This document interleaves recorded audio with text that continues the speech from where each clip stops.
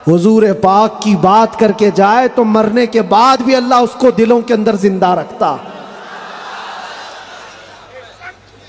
یہ تو قید خانے کے اندر گیا جہاں سے آنے کی امید ہوتی ہے، قبر کے اندر بھی جائے تو اللہ تعالیٰ اس کا نام زندہ رکھتا ہے۔ اسی لیے میرے عزیزوں، ایک نقطے کو سمجھ جاؤ، حضور پاک صلی اللہ تعالیٰ علیہ وسلم کی محبت اور ان کی غلامی یہ اصل ایمان ہے، اور یہ ایمان جس وقت آ جائے بڑے بڑے طوفانوں کا وہ مقابلہ کر سکتا ہے۔ آج پوری دنیا کے مشاہدے سے یہ پتہ چلتا ہے، ہنگامے اتنے ہو چکے، اتنے خطرناک طریقے سے امت کو لرزا دیا گیا ہے، لیکن اس امت کا حال یہ ہے کہ یہ خواب گراں میں ہے، یہ ایک لمبی نیند میں ہے۔ ہمارے نوجوان، وہ بچے جن کو میں آج بھی نشے کے اڈوں پر دیکھتا ہوں تو دل روتا ہے۔ جیل کے قیدیوں میں اکثر وہ لوگ تھے جو نشہ کرتے تھے یا بیچتے تھے، پکڑے گئے اور اندر آئے۔ نام کتنے اچھے ہیں تمہارے اور کام کس طرح کے ہیں۔ کئی لوگوں نے توبہ کیا، لیکن وہ ایک جیل کی بات نہیں، یہاں تقریباً 10 جیلوں میں یہی حال ہے۔ اے نوجوانوں، یاد رکھو ایک بات، اگر حضور سے محبت کرتے ہو تو ہر جمعرات کو تمہارے اعمال فرشتے حضور کی بارگاہ میں لے جاتے ہیں۔ ہر جمعرات کو فرشتے تمہارے نام کے ساتھ حضور کی بارگاہ میں پیش کرتے ہیں، فلاں بن فلاں نے ہفتے بھر یہ کام کیے۔ حضور پاک صلی اللہ علیہ وسلم فرماتے ہیں، میں اپنے ہر امتی کو اس کے باپ کے نام سے پہچانتا ہوں، ہر امتی کو پہچانتا ہوں۔ جب اس کے برے اعمال مجھ تک پہنچائے جاتے ہیں تو مجھے غم ہوتا ہے، میں استغفار کرتا ہوں اللہ کی بارگاہ میں، اور جب اچھے اعمال پیش کیے جاتے ہیں تو اللہ کی بارگاہ میں شکر بجا لاتا ہوں۔ تھوڑا اپنی زندگی کے اوپر نظر ڈال کر دیکھو، کتنے ہفتے ایسے گزر گئے ہوں گے کہ جب ہمارے برے اعمال حضور کی بارگاہ میں پیش کیے جا رہے ہوں۔ کیا یہ اب بھی بدلنے کا وقت نہیں ہے نوجوانوں؟ دنیا یہ چاہتی ہے کہ تم نشے کے اڈوں میں کھوئے رہو۔ کچھ علاقوں میں ایسے بھی میں نے دیکھے ہیں جہاں بڑے بڑے لوگوں کا انہیں سپورٹ ہے کہ کرو تم نشہ، بیچو تم نشہ، تمہاری نسلیں برباد ہو جائیں، تمہارا علاقہ برباد ہو جائے۔ آج سے صرف 70 سال پہلے کی بات ہے، ہمارے اس ملک میں ایجوکیشن لیول اس وقت بھی مسلمانوں کا سب سے اوپر تھا، اور آج آپ بخوبی دیکھ سکتے ہیں کس طرح سے ہمیں پکارا جا رہا ہے، کیسے ہمیں تانے دے کے سارے ڈیبیٹ کیے جا رہے ہیں۔ کہاں کہاں تمہیں پنچر مین کہا جاتا ہے۔ کیوں؟ یہ وہ قوم ہے جو پوری دنیا کو علم سکھانے آئی ہے، خیر امت تم تھے، ان سے پھرے جہاں پھرا، پھر آئی کمی وقار میں۔ آپ کو ایک بات میں بتاؤں، یہ رونا کب تک روتے رہو گے؟ یہ ہماری جائیدادیں لوٹ رہے ہیں، یہ ہمارے وقف کی املاک کو ہڑپ کرنے جا رہے ہیں۔ دین پر، قرآن پر، اسلام پر، حضور کی ذات پر، ہر چیز پر نشانے اور ہر چیز پر انگلیاں اٹھائی جا رہی۔ تم کب تک احتجاج کرتے رہو گے؟ کب تک سڑکوں پر آؤ گے؟ کب تک اپنی آوازیں اٹھا کر کے پوچھتے رہو گے؟ کیا تمہارا کام صرف اتنا ہی رہ گیا؟ ایک بات یاد رکھو، جو ڈاکو ہوتا ہے اس کا کام ہی ہے لوٹنا۔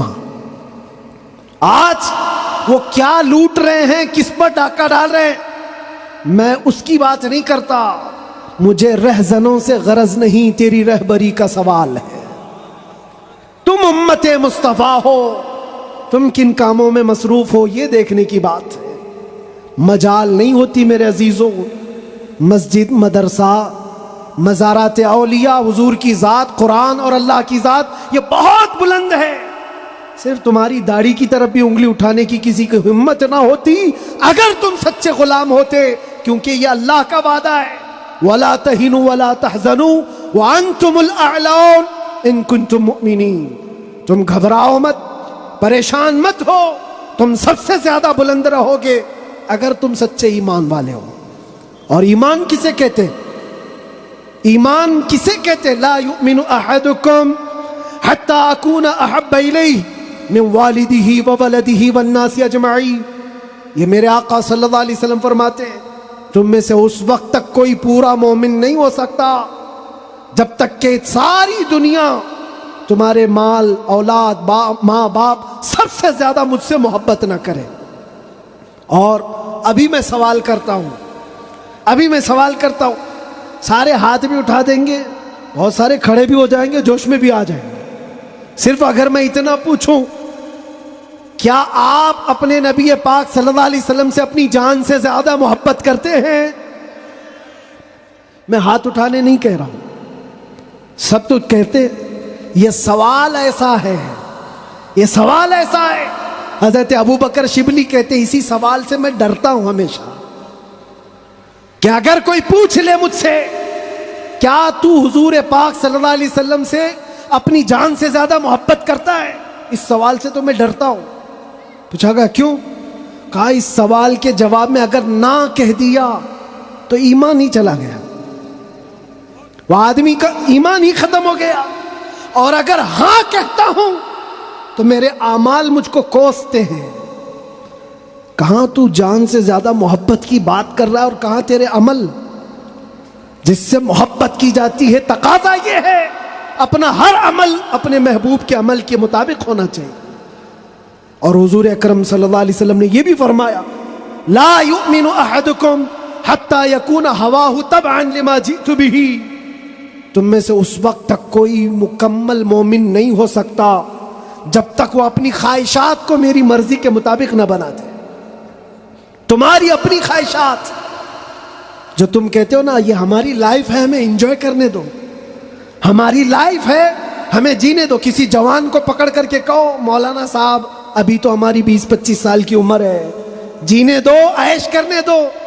اے نوجوان تجھے پتہ ہی نہیں یہ تیری زندگی نہیں ہے, یہ تیری لائف نہیں ہے. زندگی یہ نہیں کسی کی کسی کے لیے, زندگی ہے نبی کی. نہ سمجھ مرتے ہیں زندگی کے لیے, جینا مرنا ہے سب کچھ نبی کے لیے. ہماری اپنی زندگی کا ہے, جو ملی ہے زندگی یہ حضور کے لیے ملی ہے, یہ امانت ہے. ابھی آپ نہیں سن رہے تھے امام اہل سنت فاضل بریلوی نے کیا فرمایا؟ جب بندہ اس مقام کو پہنچ جاتا ہے کہ اپنا سب کچھ حضور کے لیے قربان کرتا ہے اور پورا مومن بنتا ہے, تب جا کر کے وہ کہتا ہے یا رسول اللہ دہن میں زبان تمہارے لیے, بدن میں ہے جان تمہارے لیے. ہم آئے یہاں اور اٹھے بھی وہاں. یہ کب کہتا ہے بندہ؟ جب اس کا ایمان مکمل ہو جائے. میرا اپنا کچھ نہیں ہے, جو کچھ ہے وہ حضور کا ہے. دہن میں زبان تمہارے لیے, بدن میں ہے جان تمہارے لیے. ہم آئے یہاں تمہارے لیے, اٹھے بھی وہاں تمہارے لیے. یہ صحابہ کا مسلک تھا میرے عزیزوں. انہوں نے اپنے سارے رشتے حضور پاک کی مرضی پر لا کر ختم کر دیے تھے. سارے رشتے اگر حضور سے جدا ہیں تو ان کا کوئی رشتہ نہیں تھا, کوئی رشتہ نہیں تھا. آج ہمیں اس ایمان کو زندہ کرنا ہے. یہ عہد کر کے جاؤ, بڑے بڑے نعرے لگا کر, بڑے بڑے جلسے کر کے, جلوس کر کے, یا سڑکوں پر آ کر کے اگر تم یہ سوچتے ہو شکتی پردرشن سے بہت کچھ ہو جائے گا, دنیا جھکتی نہیں ہے. انسانوں کے ریلے سے نہیں ڈرایا جا سکتا. ہم نے دیکھا ہے انسانوں کے ریلے سے دنیا نہیں ڈرتی.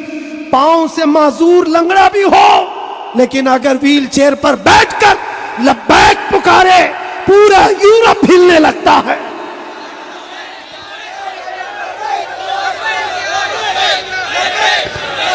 دنیا یہ سیلاب سے نہیں ڈر رہی. دنیا کو اگر خوف ہے تو صرف اس ایمان سے جو عمر ابن خطاب کا تھا, اس ایمان سے ڈر ہے جو خالد بن ولید کے اندر تھا. اسی لیے انگریز آج سے 100 سال پہلے کیا کہہ کر کے گئے تھے پتہ ہے؟ ہمارے بارے میں یہ کہہ کر کے گئے تھے یہ فاقہ کش موت سے ڈرتا نہیں, ذرا روح محمدی اس کے بدن سے نکال دو. وہ یہ کہتے تھے روح محمدی اس کے بدن سے نکال دو. ڈر اسی بات سے ہے، ڈر اسی بات سے ہے، جہاں روح محمدی آ گئی دنیا کو پتہ ہے یہ سویا ہوا شیر جاگ گیا تو بہتوں کی نیند حرام کر دے گا، جتنے کتے ہیں سب بل میں چلے جائیں گے، حقیقت ہے جتنے کتے ہیں سب بل میں چلے جائیں۔ اور مجھے لوگ یہ کہتے ہیں، مجھے یہ کہتے ہیں کہ ڈر لگتا ہے، پھر آپ کتا کہہ رہے ہیں۔ میرے عزیزو، ہم ہندوستان میں رہتے ہیں، ہماری ہر گلی کوچے میں کتا ہوتا ہی ہے۔ مجھ سے باضابطہ طریقے سے سوال جواب کر رہے تھے، آپ تقریر میں اس طرح سے کہہ رہے ہو، کتا کہہ رہے ہو، کتا کہہ رہے ہو۔ میں نے کہا کس کو کہہ رہے ہو؟ میں نے کہا کتے کو کتا کہا، کس کو کہا جائے گا؟ ہم کتے کو کتا نہ کہیں تو آپ بولے ٹامی بولے۔ عزیزان گرامی وقار، مجھے اس سے لینا دینا نہیں ہے، بات یہ ہے کتے کیوں بھونک رہے ہیں اس سے کیا غرض، شیر کیوں سویا ہے اس سے غرض ہے، شیر کیوں سویا ہے اس سے مجھے غرض ہے۔ نبی پاک صلی اللہ تعالی علیہ وسلم کی امت بزدل تو نہیں ہو سکتی، بزدل نہیں ہو سکتی۔ ہم کفن بردوش ہیں، ہم دنیا میں آئے اللہ اکبر سن کر کے آئے، اور جائیں گے تو اللہ اکبر سن کر جائیں گے، ہے یا نہیں؟ پیدا ہوئے تھے تو کانوں میں کیا سن گے؟ کسی مولوی صاحب نے اذان دی تھی کہ نہیں دی تھی؟ اللہ اکبر کہا تھا کہ نہیں کہا تھا؟ ارے جس دن پیدا ہوئے تھے اسی دن کہا تھا۔ کیوں کہا تھا؟ یہ تجھے پتا چلے اللہ اکبر کا مطلب اللہ سب سے بڑا ہے، باقی کوئی بڑا نہیں ہے، دوسرے سے ڈرنے کی ضرورت نہیں، اللہ سب سے بڑا ہے۔ اور جب مرو گے تو امام صاحب جنازے پہ کھڑے ہو کر کے کیا کہیں گے؟ نماز کے لیے رکعت باندھیں گے کہ نہیں؟ اللہ اکبر جاتے ہوئے بھی ہمارا یہ قانون ہے کہ وہ اللہ کو سب سے بڑا مان کر کے جا رہا ہے۔ تو پھر یہ بیچ کی زندگی میں ایرے غیرے نتو کھیرے سے ڈر کیوں؟ زیادہ سے زیادہ یہاں یہ ہوگا جو ہمارے ساتھ ہوا ہے۔ میاں یہ تو چند دنوں کی بات تھی، صحابہ اکرام میں وہ لوگ ہیں جو 16 سال تک قید کی سزائیں کاٹے ہیں۔ حضور پاک صلی اللہ علیہ وسلم کے زمانے میں 16 سال تک قید رکھا گیا۔ وہ بھی آج مثالیں بہت ہیں، موجود ہیں۔ آزمائش کا دور، اگر اللہ نے ہماری زندگی میں یہ لکھا ہے تو وہ قبول کرو۔ اور یہاں آئے ہیں مرنے کے لیے، موت تو آنی ہے سب کی، لیکن ایک مومن موت سے ڈرتا نہیں۔ کیوں؟ موت اس کے لیے حادثہ ہے جس کا یہ سوچنا ہے کہ مرنے کے بعد جلنا ہے، مرنے کے بعد پھر پتہ نہیں کس شکل میں پیدا ہونا ہے، کتا پیدا ہونا ہے، بلی پیدا ہونا ہے، چوہا پیدا ہونا ہے، سانپ پیدا ہونا ہے، ڈر ہے۔ مومن موت سے ڈرتا نہیں، اس لیے کہ مومن کا یہ عقیدہ ادھر آنکھ بند ہوگی ادھر دیدار مصطفیٰ ہوگا، اور قبر میں بھی جائے تو کیا خوب کہا ہے ایک عاشق رسول نے، کیا خوب کہا ہے، جب منکر نکیر آ کر اسے اٹھائیں گے سوال جواب دینے کے لیے، تو عاشق مصطفیٰ جو قبر میں گیا وہ کیا کہتا ہے؟ اب تو پائے ناز سے اے فرشتوں کیوں اٹھوں، ارے مر کے پہنچا ہوں یہاں اس دل ربا کے واسطے۔ جس کے لیے مرا تھا وہ بھی تو وہاں ہوں گے۔ بس میرے عزیزو، گفتگو کو سمیٹتے ہوئے میں صرف اتنی بات کہوں گا، ان کے جو ہم غلام تھے، خلق کے پیشوا رہے، ان سے پھرے، جہاں پھرائی کمی وقار میں، تمہیں اللہ قرآن میں فرماتا ہے تم باعزت رہو گے، بلند رہو گے، کامیاب رہو گے، شرط یہ ہے کہ ہمیشہ ایمان کے ساتھ رہو، ایمان کے ساتھ رہو۔ اور ایمان کون سا ہے؟ مسجد میں تم سچے ہو گئے، بازار میں جھوٹے ہو گئے، یہ ایمان کا تقاضا نہیں ہے۔ تم تجارت پر بیٹھے ہو، لوگوں کو دھوکہ دے رہے ہو یا پھر چیٹنگ کر رہے ہو، یہ ایمان کا تقاضا نہیں۔ ایک صحابی رسول ہیں حضرت نعمان، ایک ملک گئے، وہ بادشاہ عیسائی تھا۔ جب اسے خبر ملی کہ عرب کے محمد صلی اللہ علیہ وسلم کا ایک سفیر آیا ہوا ہے، ایمبیسیڈر آیا ہے، تو اس بادشاہ نے ریشم کا قالین بچھایا اور سونے کی کلائی کی ہوئی کرسی رکھا ان کے استقبال کے لیے۔ لیکن جب وہ آئے، صحابی رسول حضرت نعمان، اپنی تلوار سے انہوں نے وہ قالین کو ہٹا دیا، جو ریشم کا قالین بچھا ہوا تھا ہٹا دیا، کہا میں زمین پر چل کر جاؤں گا۔ پھر جب کرسی دیکھی سونے کی ہے، ہٹا دیا، کہا میں عام کرسی پر بیٹھوں گا۔ بادشاہ نے کہا اتنا ایٹیٹیوڈ ہے، ہم نے آپ کے عزت کے لیے سب کیا تھا، ہم بہت عزت کرتے ہیں آپ کی، محمد صلی اللہ علیہ وسلم کے آپ سفیر بن کر کے آئے۔ اس صحابی نے کیا جواب دیا؟ کہا میں جس نبی کا ماننے والا ہوں، اس نبی نے فرمایا مرد کے لیے ریشم کا استعمال حرام ہے، مرد کے لیے سونے کا استعمال حرام ہے، میں حرام چیز کا استعمال نہیں کر سکتا۔ وہ کہاں تھے؟ دوسرے ملک میں تھے۔ حضور کہاں ہیں؟ مدینے میں ہیں۔ بادشاہ نے کہا آپ تو بہت دور ہیں، وہ نبی کے ملک سے کافی دور ہیں، یہاں اگر آپ استعمال کر بھی لیں تو کیا خبر؟ اس صحابی نے جلال میں کہا میرا ایمان یہ ہے میں جس خطے میں بھی رہوں گا میرے نبی کا غلام بن کر رہوں گا، دھوکہ نہیں دے سکتا اپنے نبی کو کہ یہاں پر حضور کا غلام ہوں اور کسی جگہ غلام نہیں ہے۔ آپ سب کی بھی زندگی ایسی ہو کہ دنیا تمہیں کسی بھی جگہ دیکھے تو پہچان لے کہ حضور کا غلام ہے، سچ بولتا ہے، دھوکہ نہیں دیتا، جھوٹ نہیں بولتا۔ یہ تمہاری خصلتیں ہونی چاہیے، تمہاری عادتیں ہونی چاہیے۔ آج اگر کوئی یہ پوچھے نشہ کہاں ملتا ہے تو تمہارے محلے کی طرف کوئی اشارہ نہ کرے، کوئی تمہارے محلے کی طرف نہ آئے۔ سب کی یہ ذمہ داری ہر نوجوان کی کہ جانتے ہو حضور فرماتے ہیں تمہارے تلوے میں کانٹا بھی چبھے تو اس کے درد کا مجھے احساس ہوتا ہے، وہ نبی۔ اور تم اگر نشہ کر کر کے اپنے آپ کو تباہ کر لو گے، اپنے آپ کو برباد کر لو گے، تو اس رسول کو بھی آپ ٹھیس پہنچا رہے ہو، حضور پاک صلی اللہ تعالی علیہ وسلم کو تکلیف پہنچا رہے ہو۔ بدلو اپنی اس زندگی کو، اور میرا میسج یہی ہے اٹھو وہ گر نہ حشر نہ ہوگا پھر کبھی، دوڑو کے زمانہ چھال اپنی چل گیا، قوت عشق سے ہر پست کو بالا کر دو، دہر میں نام محمد سے اجالا کر دو، دہر میں نام محمد سے اجالا کر دو۔ اور یہ جو رونا ہے ہمارا، یہ سارے مسئلوں کا حل کیا ہوگا، ہمارا فیوچر کیا ہوگا، ہمارا مستقبل کیا ہوگا؟ ارے اللہ کریم قرآن میں فرمایا ہے، جس سے میں اپنی گفتگو کا آغاز کیا تھا، پھونکوں سے یہ چراغ بجھایا نہ جائے گا، یہ دین اسلام تمہارے اور ہمارے باپ سے چلایا نہیں جائے گا، یہ اللہ کریم کا نظام ہے۔ چنگیز بھی آئے، ہلاکو بھی آئے، بڑے بڑے آئے، سڑے سڑے آئے، اس درخت کو ہلانے کی کوشش کرتے رہے، اور نام و نمود بھی ختم، نام و نمائش بھی ختم، سب چلے گئے، باقی مگر اب تک نام و نشاں ہمارا۔ یونان و مصر و روما سب مٹ گئے جہاں سے، باقی مگر ہے اب تک نام و نشاں ہمارا۔ اقبال نے یہ سچ کہا تھا، توحید کی امانت سینوں میں ہے ہمارے، آسان نہیں مٹانا نام و نشاں ہمارا۔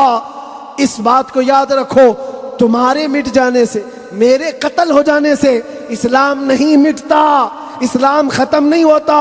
اندھے لوگ اگر یہ سوچ کر کے بم برسا رہے ہوں، قتل عام کر رہے ہوں، تو انہیں کان کھول کر سوچ لینا چاہیے، کربلا کی دھرتی پر امام حسین کے پورے خاندان کو قتل کر دیا گیا، اس وقت جب اسلام نہیں رکا تھا، تو اس سیلاب سے کبھی اسلام نہیں رکنے والا، یہ صبح قیامت تک چمکتا دمکتا رہے گا۔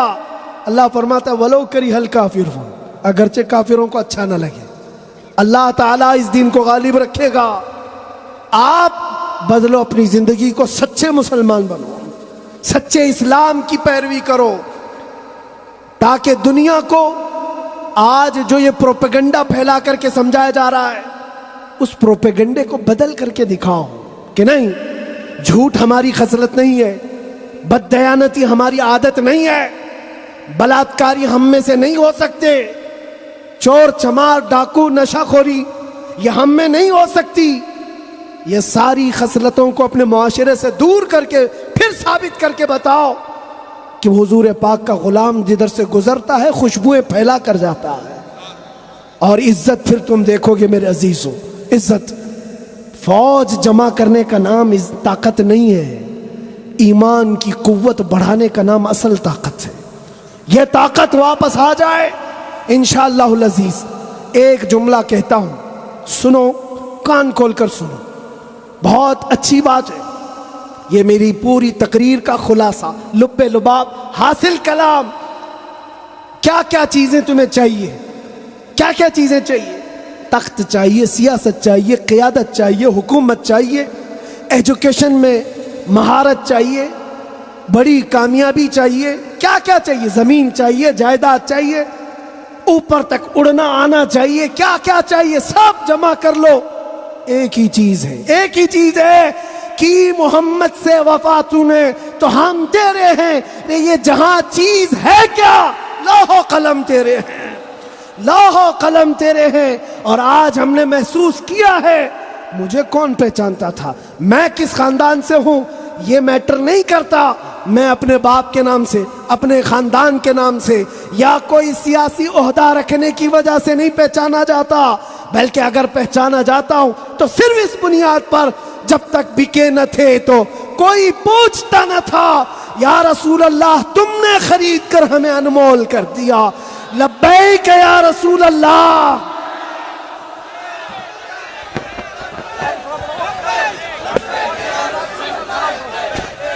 صلاۃ و سلام، جلدی آؤ جلدی آؤ۔ جہاں روح محمدی آ گئی، دنیا کو پتہ ہے یہ سویا ہوا شیر جاگ گیا تو بہتوں کی نیند حرام کر دے گا، جتنے کتے ہیں سب بل میں چلے جائیں گے۔ حقیقت ہے، جتنے کتے ہیں سب بل میں چلے جائیں۔ اور مجھے لوگ یہ کہتے ہیں، مجھے کہتے ہیں کہ ڈر لگتا ہے، پھر آپ کتا کہہ رہے ہیں۔ میرے عزیزوں، ہم ہندوستان میں رہتے ہیں، ہماری ہر گلی کوچے میں کتا ہوتا ہی ہے۔ مجھ سے باضابطہ طریقے سے سوال جواب کر رہے تھے، آپ تقریر میں اس طرح سے کہہ رہے ہو، کتا کہہ رہے ہو، کتا کہہ رہے ہو۔ میں نے کہا کس کو کہہ رہے ہو؟ میں نے کہا کتے کو کتا کہا، کس کو کہا جائے گا؟ ہم کتے کو کتا نہ کہیں تو آپ بولے ٹامی بولے۔ عزیزان گرامی وقار، مجھے اس سے لینا دینا نہیں ہے، بات یہ ہے کتے کیوں بھونک رہے ہیں اس سے کیا غرض، شیر کیوں سویا ہے اس سے غرض ہے، شیر کیوں سویا ہے اس سے مجھے غرض ہے۔ نبی پاک صلی اللہ تعالیٰ علیہ وسلم کی امت بزدل تو نہیں ہو سکتی، بزدل نہیں ہو سکتی۔ ہم کفن بردوش ہیں، ہم دنیا میں آئے اللہ اکبر سن کر کے آئے، اور جائیں گے تو اللہ اکبر سن کر جائیں گے۔ الحمد للہ الحنان المنان الذي خلق الإنسان وعلمه البيان، والصلاة والسلام على رسوله سيد الإنس والجان وعلى آله وأصحابه ذوي الخير والإحسان، أما بعد، فأعوذ بالله من الشيطان الرجيم، بسم الله الرحمن الرحيم۔ هو الذي أرسل رسوله بالهدى ودين الحق ليظهره على الدين كله، صدق الله مولانا العظيم۔ بارگاہ رسالت معاب صلی اللہ علیہ وسلم میں درود پاک کا ہدیہ پیش کریں۔ اللہم صلی علی سیدنا و مولانا محمد معدن الجود والکرم وآلہ واصحابہ الکرام وابنہ الکریم وبارک وسلم صلاة دائمتا سرمدا ابدا۔ پھونکوں سے یہ چراغ بجھایا نہ جائے گا،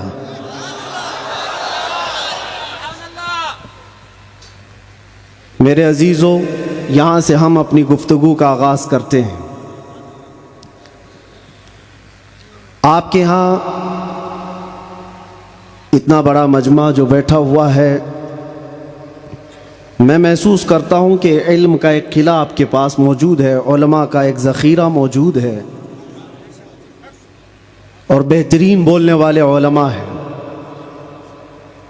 ناظم اجلاس مجھ سے پیشتر جس طرح سے انہوں نے مدرسے کا تعارف کرایا ہے، اللہ تعالیٰ اس مدرسے کو ہمیشہ شاد و آباد رکھے، مرکز اہل سنت و جماعت، مرکز عشق رسول بنائے۔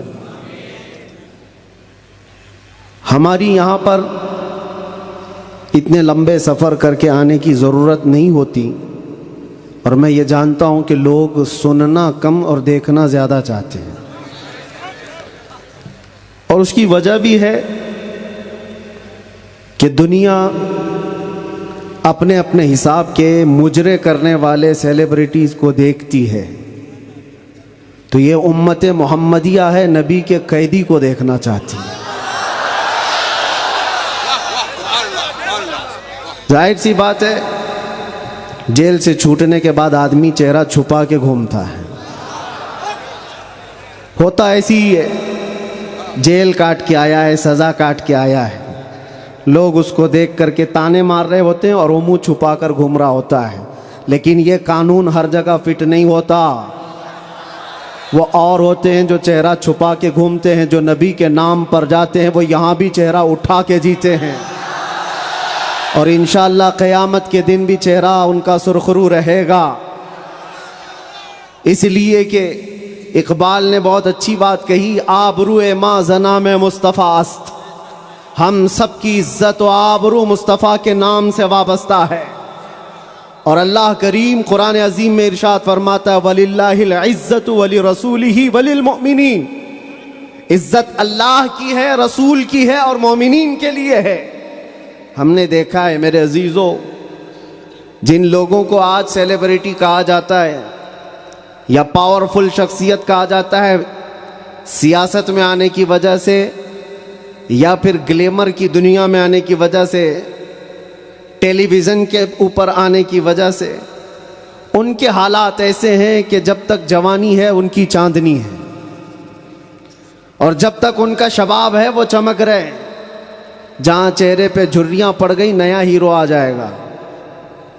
دنیا ایک نیا ہیرو اپنا ڈھونڈ لیتی ہے، اور یہ دنیاوی حسن و جمال پر اترانے والوں کی زیادہ لائف نہیں ہوتی، وہ برقرار نہیں رہ سکتے، نہ ہی سیاست کی کرسی پر بیٹھ کر کے اقتدار جمانے والے۔ ہم نے ان کو بھی دیکھا ہے، نئی پارٹی آئی اور بوڑھے کو سائیڈ میں لگا دیا گیا ہے، اب بوڑھوں کو کوئی پوچھتا بھی نہیں ہے، 40 سال بیچارے خدمت کرتے رہے، اور آج ریٹائرمنٹ کی کربناک زندگی گزارنے پر مجبور ہو گئے۔ لیکن یہ مصطفیٰ کی غلامی کی دنیا الگ ہے۔ یہاں حضور پاک صلی اللہ تعالیٰ علیہ وسلم کا غلام ایک عالم دین جتنا بوڑھا ہوتا جاتا ہے اتنی عزت اس کی بڑھتی چلی جاتی۔ یہاں بوڑھوں کی عزت کم نہیں ہوتی، بلکہ اس کو بوڑھا کہاں کہتے ہیں؟ جوان بیٹھے ہوتے ہیں لیکن بوڑھے عالم دین کو فیصل بنا کر بٹھاتے ہیں۔ جو زیادہ عمر والا ہو گیا، وہ تجربے والا زیادہ ہو گیا، اس کی عزت بڑھتی چلی گئی، اس لیے کہ یہ عزت پاؤڈر لالی کی عزت نہیں ہے، یہ میرے مصطفیٰ کے قدموں سے حاصل کی ہوئی عزت ہے۔ ہم نے دیکھا ہے مرشد گرامی حضور تاج الشریعہ بدر الطریقہ کو، عمر 75 سال کی ہو گئی، بڑھاپا تھا، لیکن ایک جگہ انہیں بٹھا دیا جائے اور لاکھوں کو ایک طرف، دنیا لاکھوں کو دیکھنا چھوڑ دے گی، اس ایک مرد قلندر پر دیکھتی رہ جائے۔ کیا یہ حقیقت نہیں؟ ان کو دیکھی ہوئی آنکھیں موجود ہوں گی۔ وہ حسن و جمال نبی پاک صلی اللہ تعالیٰ علیہ وسلم کی غلامی سے حاصل کیا ہوا حسن و جمال ہے۔ اسی لیے میرے عزیزو یاد رکھو، اسی بات پر میں کہتا ہوں، آبرو ما زنا میں مصطفیٰ است، ہم سب کی عزت و آبرو مصطفیٰ کے نام سے ہے۔ ہرچے دری دنیا باد مصطفیٰ است، جو کچھ اس دنیا میں ہمارے پاس ہے وہ نبی کے بعد ہے. جو بھی رشتہ ناتا ہے, جو بھی تعلق ہے, وہ سب حضور پاک کے بعد ہے. نبی سے ہو جو بیگانہ اسے دل سے جدا کر دے, پدر مادر برادر جان و مال ان پر فدا کر دے. یہ ایمان کا تقاضا ہے اور ایمان اسی کا نام ہے. اور اعلیٰ حضرت امام اہل سنت فاضل بریلوی کیا فرماتے ہیں؟ ایمان کسے کہتے ہیں؟ اس کی دو چند مثالیں آپ کے سامنے رکھتا ہوں. اور جب یہ ایمان آ جائے تو میرے عزیزوں, یہ جو آندھیاں چل رہی, یہ جو طوفان آئے ہوئے ہیں, یہ رخ موڑ لیں گے. اس لیے کہ سنا ہے قدسیوں سے میں نے کہ وہ شیر پھر ہوشیار ہوگا. اقبال نے کہا تھا, نکل کر کے صحرا سے جس نے الٹ دیا تھا تخت روما کو, سنا ہے قدسیوں سے میں نے کہ وہ شیر پھر ہوشیار ہوگا. وہ مکہ کے رہنے والے, مدینہ طیبہ کی چٹائیوں پر بیٹھنے والے, ایک کھجور پر پورا دن اکتفا کرنے والے, پیوند لگے کپڑے پہننے والے, وہ رسول پاک کے غلام, لیکن نکلے تھے مکہ سے پیوند لگے کپڑے بغیر چپل کے. اس وقت کی دو سپر پاور طاقتوں کو گھٹنے ٹیکنے پر مجبور کر دیا تھا. تخت روما کو الٹ دیا تھا, رومن ایمپائر, اور پرشین ایمپائر جن کو قیصر و کسریٰ کہا جاتا ہے, دونوں کو جھکنے پر مجبور کر دیا تھا. تاریخ کی یہ سچائیاں بتاتی. کون لوگ تھے وہ؟ خالد بن ولید, سیف اللہ المسلول, 4 لاکھ صلیبیوں کے سامنے مقابلے کے لیے کھڑے تھے. تو صلیبیوں کے بادشاہ نے کہا تھا کہ یہ عرب کے بدو یا عرب کے دیہاتی لوگ ہم سے لڑنے آئے جو رومن ایمپائر کے فوجی ہیں, اسلحے سے لیس ہیں, طاقت سے بھرپور ہیں. تو خالد بن ولید نے کیا کہا تھا جانتے ہو؟ آپ نے کہا تھا, رومیو, جس طرح تمہارے فوجی شراب پسند کرتے ہیں, ہم وہ فوج لے کر کے آئے ہیں, تمہاری شراب سے زیادہ ہم شہادت پسند کرتے ہیں. یہ وہ لوگ ہیں جو شہادت کے لیے جیتے. عزیزان گرامی وقار, وہ ایمان کامل جب آ جائے تو پھر یہ طوفان اور یہ آندھیاں اپنا رخ موڑ لیں گی. آج وجہ یہی ہے, ان سے پھرے جہاں پھرا پھرائی کمی وقار میں. ان کے جو ہم غلام تھے خلق کے پیشوا رہے.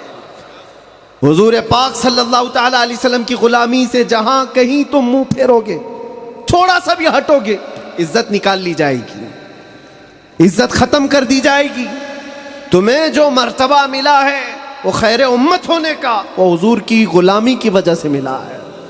عمر ابن خطاب رضی اللہ تعالیٰ عنہ 36 لاکھ اسکوائر کلومیٹر پر حکومت کرتے تھے. تب آپ نے یہ نہیں کہا خطاب کا بیٹا عمر اتنے بڑے خطے پر نگران حکومت کر رہا ہے, بلکہ آپ نے کہا تھا ہمیں آج جو عزت ملی ہے وہ حضور کی غلامی کی وجہ سے ملی. وہ فخر یہ کرتے تھے.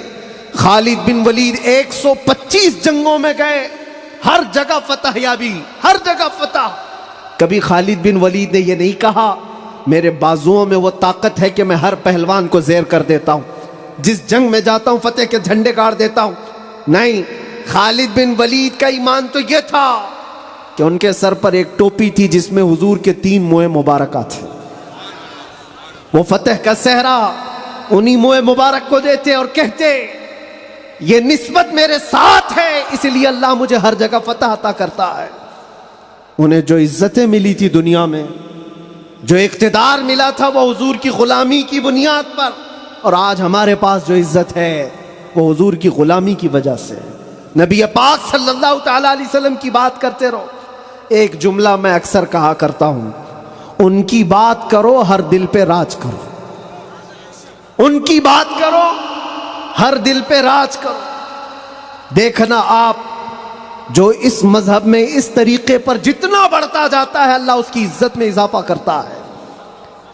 تم اگر 70 دروازوں میں بند ہو کر کے بھی بیٹھے رہو, اللہ تمہاری محبت خلق کی دلوں کے اندر ڈالتا ہے. ہم نے ایسے ایسے علاقوں کا سفر کیا جس کا نام میں نے زندگی میں کبھی سنا ہی نہیں. گاؤں ہے, دیہات ہے. راجستھان کے علاقے سے کچھ حضرات آئے تھے.